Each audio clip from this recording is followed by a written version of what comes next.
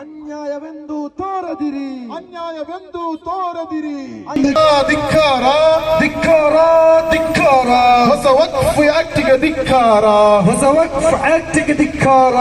ಈ ವಕ್ಫ್ ಕಾಯ್ದೆ ಅನ್ಯಾಯವ ನಾವು ಸಹಿಸೋದಿಲ್ಲ, ಅನ್ಯಾಯವ ನಾವು ಸಹಿಸುವುದಿಲ್ಲ, ಅನ್ಯಾಯವ ನಾವು ಸ್ಟೇಟ್ಮೆಂಟ್ ಮಾಡಿದ್ರು. ನಮ್ಮ ಮುಖ್ಯಮಂತ್ರಿಗಳು ಮಾಡ್ತಾರೆ, ಸಿದ್ದರಾಮಯ್ಯನವರು ಮಾಡ್ತಾರೆ,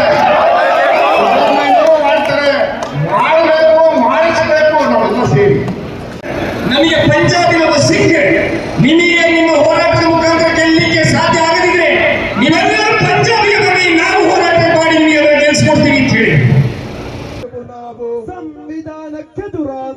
ಸಂವಿಧಾನಕ್ಕೆದುರಾದ ಕಾನೂನನ್ನು ಒಪ್ಪೆವು ನಾವು.